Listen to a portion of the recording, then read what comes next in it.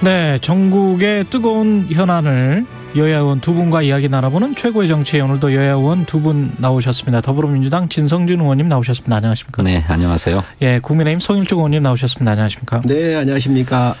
최경영의 최강시사 유튜브에 검색하시면 실시간 방송 보실 수 있습니다. 스마트폰 콩으로 보내시면 무료고요. 문자 참여는 짧은 문자 50원, 긴 문자 100원이 드는 샵9730 무료인 콩 어플 또는 유튜브에 의견 보내주시기 바랍니다. 고발사주 의혹과 대장동 의혹과 고발사주 의혹. 대선 끝나기 전까지는 계속 이야기해야 되나요? 좀 약간 지겨워지기 시작했어요. 동시특검을 지금 도입하자라고 이야기가 되고 있는데 두 분 생각은 어떠신지 그것도 궁금하네요. 네. 지금 윤석열 후보 본인과 부인, 장모, 요즘은 해서 본부장 이런 얘기도 나오던데 그분들이 수사를 받고 있거나 재판을 받고 있는 사안이 10건이 넘습니다. 이런 사건들을 이른바 고발사주 의혹 사건 하나로 다 덮고 가자, 퉁치자 이런 제안이 아닐 수 없습니다. 우선 특검을 가자고 해도 검찰의 수사 결과가 나와서 그것이 우리 국민이 판단하기에 미진하다. 사건의 본질을 제대로 파헤치지 못했다라고 하는 판단이 서면 그때는 특검을 할 수 있습니다만 아직 검찰 수사 결과가 나오지도 않았는데 특검을 주장하는 것은 정치 공세다. 그것이 명분이 약하니까 그러면 동시에 특검하자 이런 얘기를 하고 있는데 서로 비교 형량이 안 됩니다. 윤석열 후보는 10건 이상의 수사를 받고 있다니까요. 그런데 이거를 고발사주 의혹 사건 하나로 맞바꿔서 처리하자? 말이 안 되는 얘기입니다. 말이 안 되는 게 아니라 여당이 사건을 만드는 것이지요. 지금 10건 우리 진 의원님 말씀을 하셨는데 지난주에도 말씀드렸지만 민주당에서 검찰총장 청문회 할 때 다 문제 없다고 했던 일들이에요. 민주당 의원들이 철벽 방어를 해가지고 아무 문제 없다고 그랬었고 또 청와대 검증 과정에서 윤석열 총장 다 검증했던 것들을 이제 우리 당의 후보가 되니까 그걸 하나씩 끌어낸다. 그리고 차의 문제가 됐든 장모의 문제가 됐든 결혼 전의 문제입니다. 그리고 이 정권에서 다 면죄부가 돼서 했었던 것을 끌어내는 거 옳지 않고요. 대장동 그렇습니다. 국가의 지도자를 뽑는 일입니다. 대장동이 얼마나 큰 사건입니까? 국가 지도자가 성남시장 할 때에 이러한 부패에 어마어마하게 연루가 되어 있다고 한다면 큰 문제고요. 또 당시에 시장으로서 모든 책임이 있는 분입니다. 그런데 이분은 이해할 수가 없어요. 오늘 국민일보에서 뉴스를 보니까 유동규 본부장이 그 황무성 도시개발공사 사장을 영입할 때에 사전에 두 번 면접을 봤다는 거 아닙니까? 본부장이 사장 면접을 볼 수가 있습니까? 이게 시장에 오다가 없으면 가능하겠습니까? 저는 있을 수 없는 일들이 지금 벌어지고 있는데 시장께서 이재명 후보께서 뭐라고 그러셨느냐? 내 측근이 아니라고 그랬잖아요. 근데 가까운 사람이라고 그랬어요. 가까운 사람하고 측근하고 무슨 차이가 있지요? 이런 엄청난 사건이 있습니다. 다른 거 다 지금 차치하고라도 새로 나온 사실만 보더라도. 그래서 이걸 특검 안 갈 수가 없습니다. 그리고 떳떳하면 받으십시오. 유동규하고 가까운 것하고 이재명 당시 시장이 무슨 범죄 혐의가 있다는 것하고 무슨 관계가 있습니까? 그냥 섞지 마십시오. 이재명 성남시장이 무슨 범법을 했는지 법률 위반을 했는지를 분명하게 말씀하세요. 유동규하고 가깝다고 무조건 범죄자입니까? 저희들이 윤석열 검찰총장에 대해서 청문회를 할 당시에는 모든 사실들이 좀 불투명했죠. 기왕에 한 번씩 다뤄졌기 때문에 별 문제가 없다고 판단했습니다만 그 뒤에 새로운 사실들과 증거들이 나오면서 윤석열의 범죄 혐의가 점점 분명해지고 있지 않습니까? 그래서 검찰도 수사를 다시 들어간 것이고 또 그래서 수사가 지금 이루어지고 있는 상황 아닙니까? 그런데 청문회 했으니까 문제 없다. 그럴 수 없습니다. 물론 저희들이 당시에 철저하게 더 파헤치고 검증하지 못한 잘못은 저희들에게 있습니다. 그리고 정치적으로 윤석열 검찰총장을 총장에 임명하고자 하는 의지가 있었던 것은 사실입니다. 그런데 지금 와서 돌이켜보면 그 인사가 저희들이 대단히 부족했다라고 하는 점을 인정하는 거고 그렇다고 해서 윤석열의 범법행위가 넘어갈 수 없는 문제입니다. 사실이 드러난 이상 제대로 수사해야 되는 거죠. 지금 뭐 이재명 지사가 뭐가 관련이 있냐 이렇게 말씀을 하셨는데 이재명 지사가 이 사건이 불거질 때 뭐라 그랬습니까? 먼지 한 톨 1원이라도 받았으면 공직에서 다 사퇴한다 그랬거든요. 네. 뭐 1원 한 장 받은 게 있습니까? 자기 최측근인 유동규가 네. 여기에 엄청나게 돈을 받았지 않습니까? 그리고 배임에 관련돼 있고 엄청난 일을 해냈습니다. 자기 최측근이라고 인정한 정진상 지금 실장이 마지막 저 휴대폰 바깥으로 던졌었을 때 압수수색 받을 때 통화한 게 누군가 정진상으로 밝혀지지 않습니까? 자, 그러면 이게 먼지 아닙니까? 이게 먼지 아닙니까? 의원님 그게 무슨 상관이 있어요? 무슨 상관이 없기는요. 자기가 임명하고 자기가 데려다 놓은 유동규가 그리고 최측근인 정진상이 이 사건과 관련돼서 돈을 받거나 압수수색하기 전에 통화가 됐습니다. 이런 것들이 먼지입니다. 먼지 한 톨 1원이라도 받았으면 공직에서 내려놓는다 그랬으니 내려놔야지요. 아니 국민이 모르겠습니까? 그래서 유동규라고 하는 사람을 쓴 정치적 책임이나 도의적 책임은 있습니다. 그 점까지 부인하고자 하는 것은 아닙니다. 하지만 유동규가 개인적으로 저지른 범법 행위를 이재명 성남시장이 어떻게 법률적으로 형사적으로 책임을 집니까? 그게 맞는 얘기입니까? 지금 법률적으로 형사적으로 좀 특검하자는 얘기가 그 얘기 아닙니까? 잠깐만요. 법률적으로 문제가 있는지 없는지 본인이 없다 그러니 지금 검찰이 부실 수사라고 있지 않습니까? 던진 휴대폰도 제대로 못 찾고 성남시장실도 부속실도 다 아니하고 어마어마하게 지금 부실 수사를 하고 있으니 이러한 것들이 문제가 없는지 국민들께서 70% 이상 특검을 통해서 묻히지 않도록 이 검찰이 공정하게 수사를 하지 못하니 이 수사를 제대로 할 수 있도록 해보자라고 해서 국민 70% 가까운 분들이 특검을 요구하고 있는데 그렇게 떳떳하면 받으십시오. 왜 안 받으십니까? 지금까지 검찰이 수사력을 모은 것은 이른바 성남시장의 배임 혐의를 입증해 보겠다고 하는 데 집중되어 있었습니다. 이거 죄가 안 되는 것을 죄를 만들려니까 온갖 곳을 다 뒤지고 다녔던 거죠. 그런데 정작 수사상의 기본은 자금의 흐름, 돈의 흐름을 추적하는 것이라고 합니다. 특히 이런 사건에 있어서는 돈이 어디서 나와가지고 어디로 흘러 들어갔는지를 추적해 가면 그 과정에서 돈을 맥없이 받았겠습니까? 다 배임이 됐든 무슨 권한 남용이 됐든 직권 남용이 됐든 돈의 흐름을 쫓아가면 거기서 문제가 드러날 것이고 그걸 처벌하고 수사하는 것이 수사의 기본입니다. 그런데 검찰은 지금까지 그렇게 수사하지 않았어요.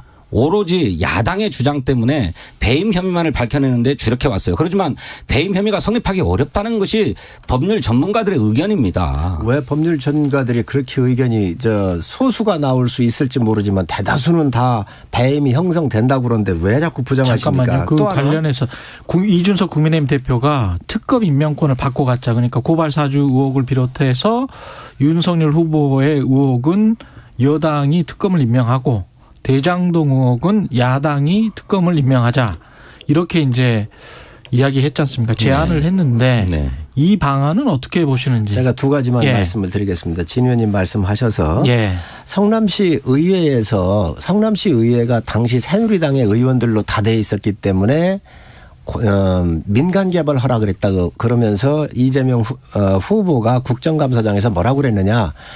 국민의힘 게이트다 그랬습니다. 아닙니다. 어제 발표가 또 됐잖아요. 성남시 의회에서 건설분과위원회에서 새누리당 의원 5명, 민주당 의원 3명이 회의를 해가지고 의견을 냈습니다. 뭐라고 낸 줄 아십니까? 이 대장동을 LH한테 주어가지고 공공개발하자 그랬거든요. 새누리당 의원들 때문에 민간 개발을 요구했다. 그래서 공공개발을 할 수가 없었다. 그래서 성남도시개발공사를 만들었다고 한 게 이재명 지사의 이야기인데 여기에 성남시 의회에서 5명, 3명이 공공개발로 가자 얘기한 것을 이재명 지사가 아니 듣고 송남도시개발공사 만드는데 사인을 했습니다. 하나씩 다 나오고 있지 않습니까? LH가 사업을 포기하지 않았습니까? 포기 안 했습니다. 돈 드는 사업은 민간에 넘기라고 대통령이 지시해가지고 LH가 포기하지 않았습니까? 그 이전 이야기고요. 그러니까 다시 신청한들 LH가 맞습니까? 자, 그 이전의 이야기고요. 이재명 지사의 이야기가 다 지금 현재 거짓말로 드러나고 입만 떼면 거짓말이에요. 그래서 국정감사 이거 위증 문제가 나왔다는 거 말씀을 드리고 지금 공정하지 않습니까? 그래서 바꿔받는 게 그렇습니다. 대장동에 대해서는 저희가 이 여당 후보의 사건이니 특검을 저희가 추천을 하고 또 고발 사주에 대해서 민주당이 의혹 제기를 하니 민주당한테 특검 권한을 임명을 하겠다는 거지요. 이와 똑같은 케이스가 박근혜 대통령 탄핵을 했을 때 박영수 특검을 지금 현 민주당이 추천을 해서 특검으로 임명을 했던 겁니다. 선례도 있습니다. 그러니까 교체해서 하십시다. 그리고 시간 끌지 마십시오. 자꾸 앞으로 가면 시간 끌어가지고 이것을 유야무야하고 물타기 하는 거거든요. 그리고 시간이 없습니다. 빨리 해주세요. 두 가지 점에서 물성설인데요. 대장동 사건을 파헤치다 보면 최초의 문제가 대장동 개발 사업을 추진하던 민간업자들이 부산저축은행으로부터 1,800억 원의 불법 대출을 받는데 이 대출 과정을 수사했던 수사 주임 검사가 윤석열 후보입니다. 그런데 당시에 이 대장동 특혜대출 사건은 덮어버렸어요. 이거 수사해야 됩니다. 왜 덮었는지. 당시에 철저하게 수사가 이루어졌다면 오늘과 같은 사태가 일어나지 않았을 수 있습니다. 또 두 번째로는 과정에서 드러났던 것처럼 곽상도 의원 아들이 50억 원을 받고 박영수 특검 지인이 100억 원을 받고 또 원유철 의원은 무슨 거기 고문이었다고 하고 수많은 돈들 받은 사람들 또 50억 클럽이라고 얘기되는 사람들도 다 국민의힘 관련자들입니다. 이런 사람들에 대해서 수사를 해야 되는데 야당이 특검 임명권을 갖자고요? 그거 다 덮어두자는 얘기 아닙니까? 제대로 수사하려면 중립적인 인사가 특검을 맡아야 옳지요. 야당이 어떻게 덮습니까? 특검을? 야당이 파헤쳐야죠. 아니 여당이 여당 걸 덮지. 윤석열도 관련돼 있고 국민의힘 관련 인사들이 50억 100억 다 받았는데 이 야당이 특검을 추천해가지고 어떻게 수사를 합니까? 그네들에 대해서. 지금 검찰에서 하고 있고 부산저축은행 우리 진 의원님 정확하게 아시기 바랍니다. 이거 부산저축은행 수사한 거 맞는데 이거는 대장동 수사한 게 아니고요. 당시 부산저축은행에서 120여 개의 이 부동산 개발을 하는 이런 특수한 법인들을 만들면 안 되는 걸 법을 어겨가지고 부실대출했던 것들을 수사하는 과정이었고요. 네. 여기에는 일반 대출이었어요. 일반적으로. 그렇기 때문에 대상이 안 되는데 이거 문제 있으면 하십시오. 왜 그걸 우리가 반대하겠습니까? 지금 하지 말라고 해도 이 정권이 권력을 갖고 있기 때문에 이거 다 들여다봤을 거로 보고요. 더 문제 있으면 하십시오. 그다음에 곽상도 원유철 늘상 이야기하시는데 머리털 하나 가지고 이게 몸통이 덮어집니까? 응? 그 지금 곽상도 원유철 다 하십시오. 다 포함해서 특검에 포함해가지고 저희가 반대하지 않습니다. 수사해야 되는데 그 수사하는 특별검사를 국민의힘에서 임명하신다면서요. 그럼 제대로 수사가 되겠습니까? 지금 그럼 몸통이 누굽니까 이거? 이재명 지사 아닙니까? 이재명 전 성남시장 아닙니까? 이재명 지사입니까? 뭘 잘못했는데 설계하고 결재하고 감독자 아닙니까? 더 큰 설계는 국민의힘이 했고요. 제가 누차 말씀드렸던 것처럼. 사인을 누가 했습니까? 그러니까 행정의 책임이 있기 때문에 이재명 당시 시장이 행정 책임자이면 틀림이 없습니다. 그거 부인하지 않습니다. 하지만 사인을 하면서 이런 잘못을 저질러라. 민간 개발 이익을 몽땅 가져가라. 이렇게 사인했습니까? 그러면 그렇지 않고 오히려 이재명 시장은 공공이 개발 이익을 환수하기 위해서 최선을 다하지 않았습니까? 잘 아시는 것처럼 이게 민관 공동 개발 사업인데 성남시의 지분이 50%고 민간이 50%예요. 그런데 성남시가 환수해간 공공개발 이익이 얼마냐? 5,500억입니다. 58%예요. 그러니까 이렇게 지분 구조로만 봐도 성남시가 지분 이상으로 개발 이익을 환수한 것입니다. 그런데 여기다 대고 잘못이라고 자꾸 주장하시는 거잖아요. 그렇게 자신이 있으니까 특검 받으라는 거예요. 아니 검찰 수사가 진행되고 있지 않습니까? 그렇게 자신 있으니까 특검 받으시고 말도 안 되는 소리를 지금. 세금과 관련해서 두 후보가 여러 정책이 좀 나왔습니다. 그래서 그것도 좀 여쭤봐야 되는데 시간이 한 절반 정도 지났고요. 윤석열 국민의힘 후보가 종부세를 전면 재검토할 것이다. 1세대 1주택자에 대해서는 세율도 인하하겠다. 이런 이야기고요.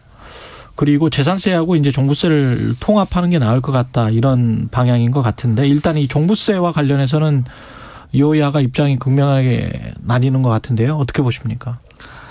윤석열 후보의 그 종부세 감세 주장은 그야말로 노골적인 부자 감세론입니다. 우리 청년이나 신혼부부 또 무주택 서민들은 전혀 안중에도 없습니다.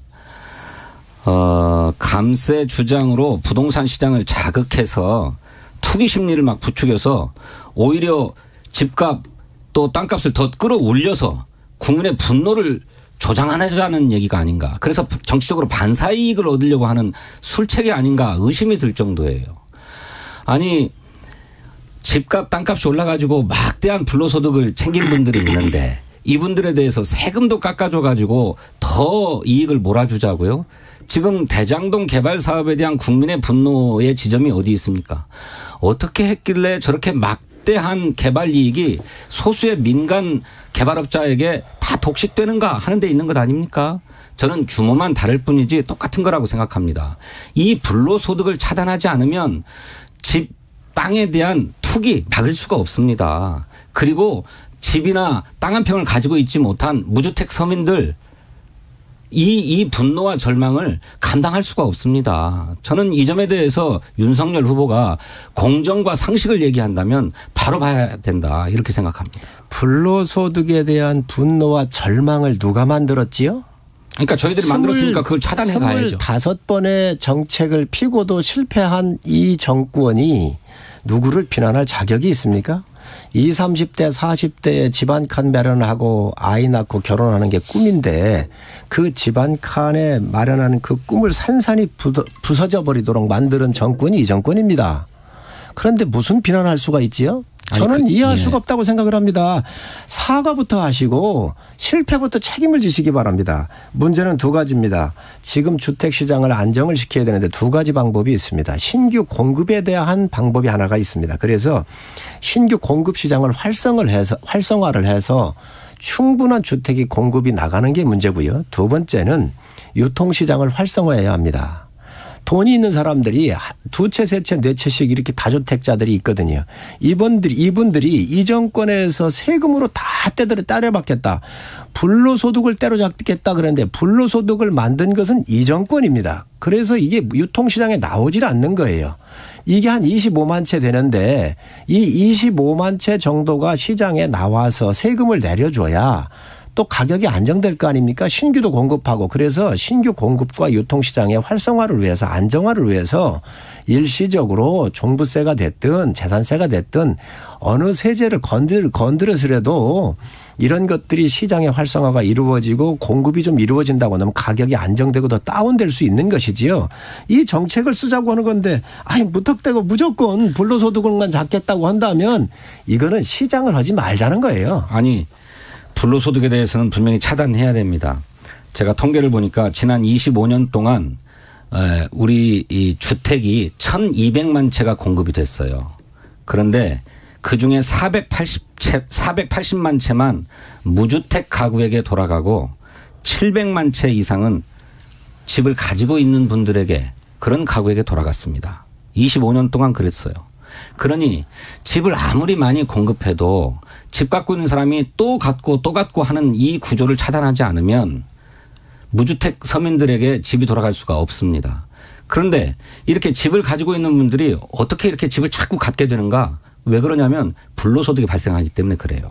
그래서 자기 집을 담보로 해서 또 집을 대출을 받아서 또 집을 사고 이렇게 되고 있거든요. 이거를 차단해야 될 것 아닙니까? 저희들이 그 불로소득을 차단해 보겠다고 나름대로 노력했습니다만 역부족이었어요. 그래서 집값 뛰어오르는 것을 제대로 잡지 못했습니다. 그렇다고 해서 이걸 다 내려놓자? 그러면 어떻게 되는데요? 그야말로 불로소득을 노리는 이전 투구가 발생하죠. 부동산 시장이 더 망가져 버리게 됩니다. 최소한의 노력을 해야 됩니다, 의원님. 그 노력을 누가 안 한다 그랬습니까? 당연히 해야 지금 합니다. 다 해체해버리자고 하는 건 아닙니까? 언제 왜 정부세도 장기적으로 폐지하겠다고 그랬지만. 누가 그걸 다 하자 그랬습니까? 그래서 지금 신규 시장과 또 유통 시장에 대해서 활성화를 시키고 또 다주택을 갖는 분들에 대해서는 점진적으로 거기에 맞는 책임을 물어야죠. 세금도 가야 되죠. 그러나 이 정권이 부동산 잡는다고 그러면서 시장을 완전히 무시한 상태로 모든 규제를 했기 때문에 이 일시적인 규제를 정상화시키자는 거예요. 다주택이 많으면 세금 많이 내는 게 맞고 고가의 주택 살면 그에 맞는 고가에 맞는 것만큼 종부세를 더 내는 거 다 찬성을 하고 있습니다. 저희 당도.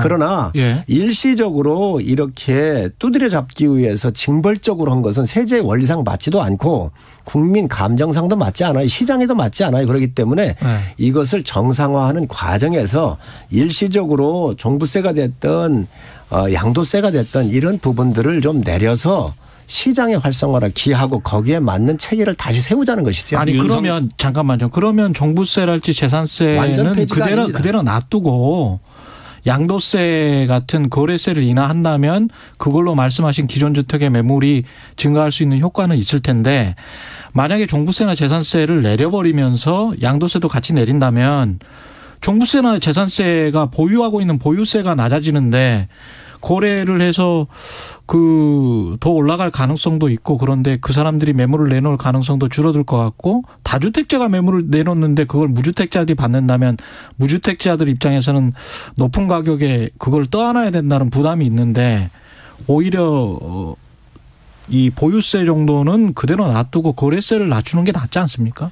원래 그런 정책 아니었어요? 양도세 같은 경우가 너무 높잖아요. 그러니까 그거는 그렇다고 하더라도 보유세는 지금처럼 이렇게 압박을 해 나가면서 매물이 나올 수 있도록 하는 게 보유세는 원래 지금 현재 이게 누중이 돼 있지요. 다가구일수록 더 많이 나오게 돼 있잖아요. 자, 그렇기 때문에 그런 것들에 대해서 누중이 되는 거에 대해서는 원리적으로 맞습니다.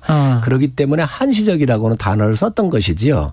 그래서 한시적으로만 낮춰주겠다? 그렇습니다. 양도세 같은 경우 한시적으로 하자고 얘기를 했잖아요. 그래서 그런 부분들을 보유세도 조정을 해야죠. 함께.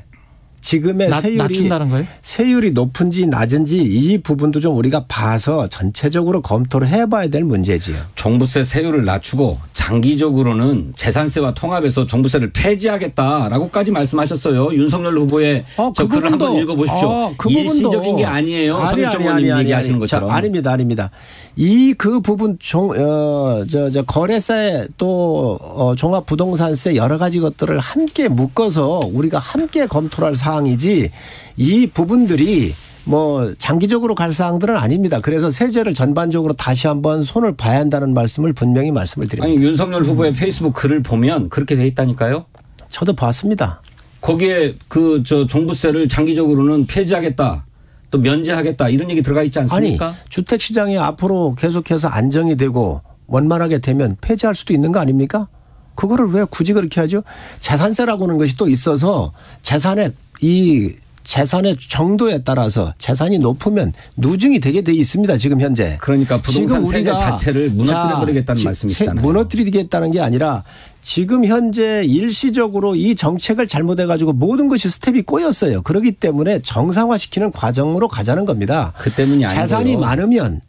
재산이 많으면 비싼 집에 사는 사람들은 세금을 더 재산세로 충분히 더 낼 수 있습니다. 그렇게 해서 통합을 해가지고 거기에 원리에 맞게 살면 되는 것이지 내게 하면 되는 것이지 지금 징벌적으로 하는 것은 있을 수가 없는 거예요. 문제는 뭐냐면 신규의 공급과 유통의 시장을 활성화를 시켜놓고 그리고 나서 거기에 맞게 조정하면 되는 겁니다. 본 말을 뒤집어서 말씀을 하시는데 세금이 높아서 집값이 올랐습니까? 집값이 올랐기 때문에 결과적으로 세부담이 높아진 거죠. 세금이 많아진 거죠. 그렇지 않습니까? 그러면 집값을 끌어내려서 세부담도 낮추겠다라고 하는 것이 바른 정책입니다. 그런데 우리 의원님은 집값이 올랐으니 세부담이 높아졌고 그러니까 세금을 낮춰주자 이렇게 얘기하고 있는 거예요. 이렇게 하면 세정이 거꾸로 가는 겁니다. 아니 거꾸로 이렇게 해가지고 좋습니다. 어떻게 집값을 잡습니까? 그럼 좋습니다. 제대로 했는데 왜 집값이 올랐습니까? 제대로 못한 게 뭐냐면 저희들이 이런 정책들을 부분적으로 써왔어요. 부분적으로 25번을 썼습니다. 전면적으로 썼어야 되는데 왜 부분적으로 핀셋 정책을 썼는가. 그것은 그 정책이 너무 과도해지면 우리 민생에 영향을 줄 것 같으니까 그 부작용을 최소화하기 위해서 문제가 되고 있는 지역에 대해서만 핀셋으로 대책을 추진하다 보니 풍선 효과가 자꾸 나타나면서 오늘날 이런 상황까지 온 겁니다. 지금 이제 전면적인 정책을 써야 될 때가 온 거예요. 제가 저도 좀 얘기하십시다. 세금이 너무 높아서 팔아도 다 세금으로 나가니 내놓을 수가 없는 겁니다. 뭔 세금으로 얼마나 나갑니까? 아니 지금 양도세율이 얼마입니까? 양도세율만이 아니고 지금 보유세가 문제 아닙니까? 아니 지금 양도세와 보유세 다 연결돼 있어요. 1%도 안 돼가지고 선진국의 절반도 안 되는 상황에서 지금 다 연결되어 있어요. 지금 그러면 양도세율이 양도세율 뭐 저 보유세율 자산세율 다 연결이 돼 있는 거예요 지금. 네. 그런데 집을 팔고 싶어도 양도세로 어마어마하게 떼가고 있으니 아예 상속을 하자 이렇게 하고 상속을 넘겨주는 거 아닙니까? 그런데 이 물량이 나와야 돼요. 아니 자기 노력 없이 집값이 올랐는데 그 불로소득을 다 독식하겠다는 발상 아닙니까? 왜 세금이 아깝습니까? 그분들을 누가 올려달라 그랬습니까? 아니 지금 이 정권이 잘못해서 올린 거예요. 당신들의 노력으로 오른 게 아니잖아요. 아니 이 정권 정책 실패해서 돈이 많이 풀려서 올랐고 박원순 시장이 그 지역에 있었을 때 개발이 되어서 오른 것 아닙니까? 아니 그런 사회적인 수익을 얻었으면 그걸 환원하겠다라고 하는 자세도 되어 있어야죠. 자, 왜 이렇게 돈 가진 분들이 인색합니까? 아니 그렇게 이분법적으로 얘기하면 안 되는 겁니다. 박원순 시장이 계실 때에 재건축 재개발 얼마나 안 했습니까? 공급 안 했잖아요.